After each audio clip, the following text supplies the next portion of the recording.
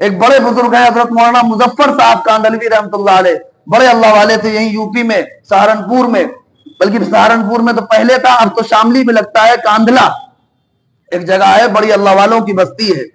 حضرت مولانا مظفر صاحب کاندھلوی رحمتہ اللہ علیہ بڑے ہی اللہ والے تھے، بڑے عجیب قسم کے بزرگ تھے، علم میں بھی بڑا مقام تھا ان کا، سمندر تھے علم کے، اور ولی بھی تھے اللہ کے۔ کاندھلے سے ایک بار دہلی جا رہے تھے سفر میں، تو راستے میں ایک بستی سے گزر ہوا، نماز کا وقت آ گیا، تو سوچا کہ اس بستی میں نماز پڑھ کر کے پھر دوبارہ سفر شروع کرتے ہیں۔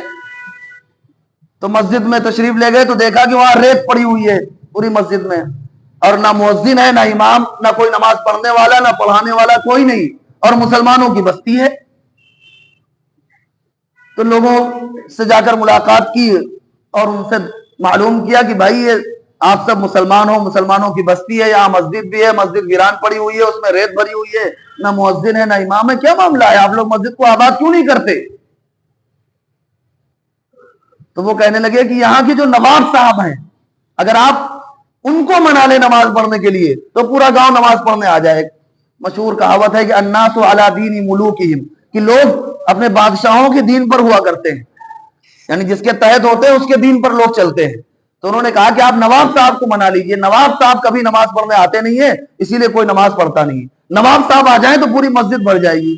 تو کہا کہاں ملیں گے نواب صاحب؟ معلوم کیا، گئے ملاقات کے لیے، تو ان کے بارے میں پتا چلا کہ شرابی ہیں، اور ان کے حالات بڑے خراب تھے کہ ہر وقت شراب کے نشے میں رہتے ہیں، اور اسی طریقے سے مستقل عورتیں ان کے ارد گرد رہتی ہیں۔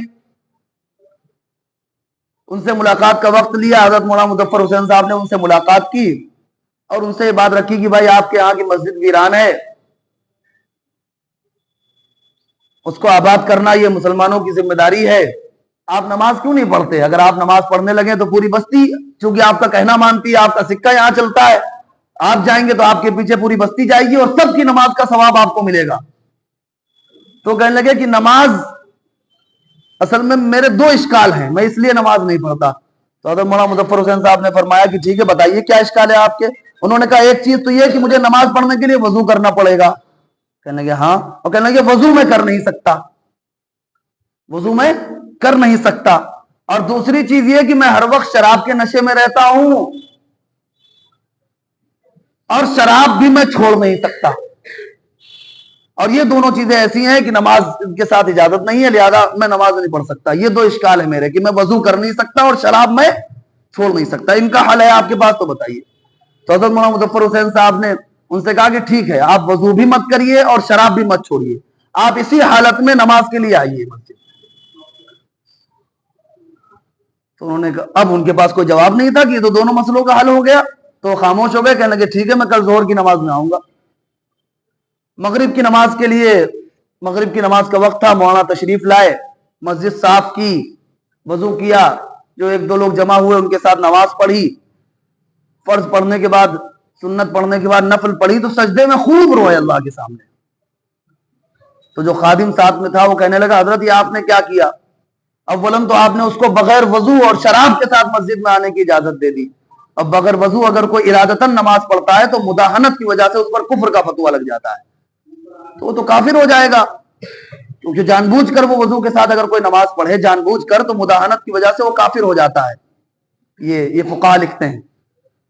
تو اس نے کہا کہ حضرت وہ تو کافر ہو جائے گا، مداہنت کی وجہ سے بار بار وضو بغیر وضو کے جان بوجھ کر نماز پڑھے گا، شراب کے ساتھ مسجد میں آئے گا تو مداہنت کی وجہ سے کافر ہو جائے گا، اور پھر اب آپ رو رہے ہیں اللہ تعالیٰ کے سامنے اس قدر آہوزاری کے ساتھ۔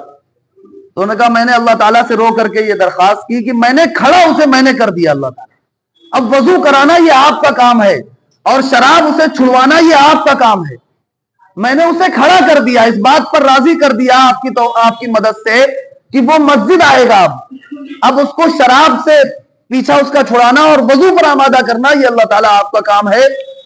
اور یہ اللہ تعالیٰ سے دعا کر کے چلے گئے۔ نواب صاحب کہتے ہیں کہ اگلے دن ظہر میں جب آنے لگے مسجد وعدے کے مطابق تو ان کے دل میں خیال آیا کہ اللہ کے بندے تو پوری زندگی تو شراب کے نشے میں دھت رہا، عورتیں تیرے ارد گرد رہی، تو اس درجے کا گناہگار ہے، آج جب زندگی کی پہلی نماز پڑھنے تو مسجد جا رہا ہے تو کم از کم پاک صاف ہو کر کے جا، تو کہنے لگے کہ میں نے وضو نہیں پھر غسل کیا، کہ میرے دل میں خیال آیا کہ آج پہلی بار جا رہا ہے، مسجد جا رہا ہے، اللہ کے گھر جا رہا ہے، تو کم از کم صاف ہو کر کے جا. تو وضو نہیں، میں نے غسل کیا، اور غسل کر کے صاف کپڑے پہن کر میں مسجد گیا. اور پھر مسجد کی تو ایک اپنی الگ روحانیت ہوتی ہے نا. جب بندہ مسجد آتا ہے تو مسجد میں اللہ کی طرف سے ایک نور ہے، ایک روحانیت ہے جو کہیں اور نہیں مل سکتی کسی اور جگہ، یہ صرف اللہ کے گھر میں ہے. تو کہتے ہیں جب میں مسجد میں داخل ہوا تو جا کر کے میرے دل کی دنیا ہی بدل گئی. وہاں کی جو روحانیت میں نے محسوس کی تو اس سے میرے دل کی دنیا بدل گئی. نماز پڑھ کر کے جب میں واپس آیا تو وہ میری بیوی جس سے میں نے کبھی محبت کی نہیں تھی، اور وہ میری بیوی بھی مجھ سے نفرت کرتی تھی کیونکہ میں دوسری عورتوں کے ساتھ اٹھتا بیٹھتا تھا، سوتا تھا. تو میرے دل میں اپنی بیوی کے لیے اتنی محبت جاگی، اتنی محبت جاگی کہ نہ اس سے پہلے کبھی تھی نہ اس کے بعد. اچانک میرا دل میری بیوی کی محبت سے بھر گیا. تو میں نے ساری عورتوں کو بھگا دیا کہ جاؤ نکلو یہاں سے، کیونکہ جب بیوی کی محبت جگ گئی تو ساری عورتیں کیا ہیں، اس کو بیکار لگنے لگی. تو میں نے ساری عورتوں کو بھگا دیا، اور پھر رفتہ رفتہ میری شراب بھی چھوٹ گئی.